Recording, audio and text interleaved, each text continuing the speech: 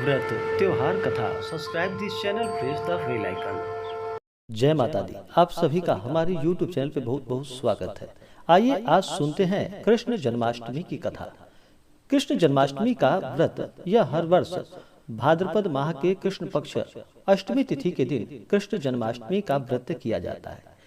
इस दिन भक्त दूर दूर तक जाकर के भगवान श्री कृष्ण के मंदिरों में दर्शन करते हैं और भगवान का दिन भर व्रत उपवास रहते हुए मध्य रात्रि में भगवान श्री कृष्ण को प्रसन्न करने के लिए, भगवान के आशीर्वाद की प्राप्ति के लिए भगवान श्री कृष्ण का पूजन करते हैं। भगवान श्री कृष्ण ने कई अत्याचारियों का अंत किया और इस पृथ्वी को पापों से मुक्त किया। भगवान श्री कृष्ण का जो भी भक्त सच्ची श्रद्धा के साथ स्मरण करते हैं, व्रत करते हैं या पूजन करते हैं, भगवान श्री कृष्ण की कृपा से सभी प्रकार के सुख और समृद्धि की प्राप्ति होती है। कृष्ण जन्माष्टमी का व्रत इस बार 30 अगस्त 2021 दिन सोमवार को किया जाएगा।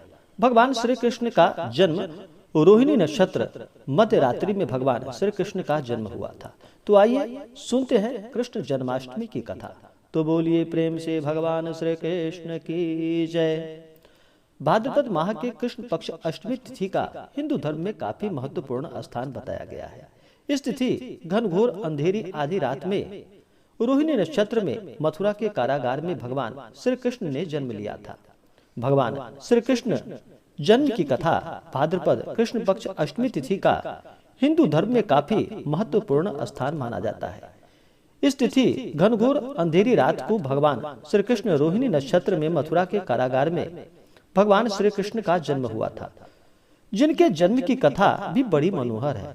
द्वापर युग में मथुरा में भोजवंशी राजा उग्रसेन मथुरा का शासन किया करता था। वह बड़ा दयालु प्रवृत्ति के थे। उनकी प्रजा भी उनका पिता के समान आदर किया करते थे।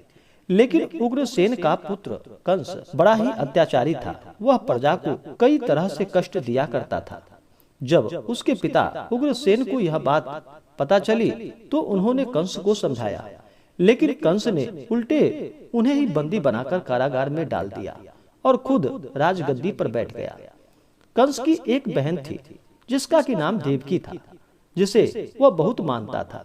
देवकी का विवाह वसुदेव नामक यदुवंशी सरदार से हुआ था। एक बार कंस अपनी बहन देवकी को उसकी ससुराल पहुंचाने ले जा रहा था। रास्ते में आकाशवाणी हुई कि हे कंस, जिस देवकी को तू बड़े प्रेम से ले जा रहा है उसी में तेरा काल बसता है। इसी के गर्भ से जन्म लेने वाला 8वां बालक तेरा वध करेगा। यह सुनकर कंस डर गया। उसने अपनी मृत्यु को टालने के लिए वासुदेव को मारने के लिए तलवार उठाई, लेकिन उसकी बहन देवकी बीच में आ गई। उन्होंने कंस से कहा कि आप अपनी प्यारी बहन का सुहाग मत उजाड़िए। मेरे गर्भ में जो संतान होगी उसे मैं तुम्हारे सामने ला दूंगी, तुम्हारे हवाले कर दूंगी। फिर कंस ने अपनी बहन की बात मान ली और मथुरा वापस चला आया। उसने वसुदेव और देवकी को कारागृह में डाल दिया। वासुदेव देवकी के एक एक करके 7 बच्चे हुए। सभी को जन्म लेते ही कंस ने मार डाला। अब 8वां बच्चा होने ही वाला था।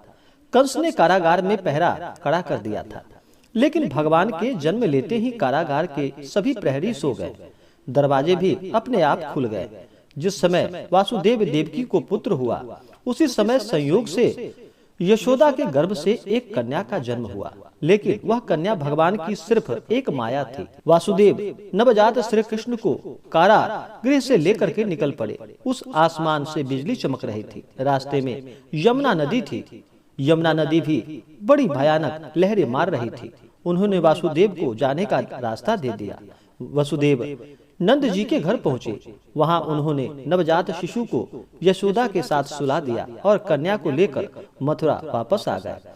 कारागृह के एक फाटक पूर्वत अपने आप ही बंद हो गए। कंस को सूचना मिली कि देवकी ने बच्चे को जन्म दिया है। वह बंदी गृह में पहुंचा और देवकी के हाथ से नवजात कन्या को छीनकर पृथ्वी पर पटकना चाहा, लेकिन वह कन्या आकाश में उड़ गई और उसने कहा कि अरे मूर्ख, मुझे मारने से क्या होगा? तुझे मारने वाला तू कहीं और जन्म ले चुका है। उसके बाद कंस ने मथुरा के सभी नवजात बालकों को मरवाने का निश्चय किया, लेकिन होनी टली नहीं। आखिरकार में भगवान ने उसे परलोक भेजकर उसके पापों का उसको दंड प्रदान किया। भगवान श्री कृष्ण ने अपने भक्तों की सदैव ही रक्षा की है। जो भी सच्ची श्रद्धा के साथ भगवान श्री कृष्ण का पूजन करते हैं, व्रत करते हैं या कथा श्रवण करते हैं, भगवान श्री कृष्ण की कृपा से उन्हें सभी प्रकार के सुख और समृद्धि की प्राप्ति होती है तथा सभी प्रकार के दुखों का अंत हो जाता है। तो बोलिए प्रेम से श्री कृष्ण भगवान की जय। तो आशा करता हूँ कि यह जानकारी आपको अच्छा लगा हो। ऐसे ही ज्ञानवर्धक जानकारियाँ प्राप्त करने के लिए हमारे इस चैनल को लाल बटन दबा करके सब्सक्राइब करें, साथ में बेल आइकन घंटी दबाएं ताकि मेरे वीडियो का नोटिफिकेशन आपके पास सबसे पहले पहुंचे। वीडियो को लाइक और मित्रों के साथ शेयर करें। जय माता दी। धन्यवाद।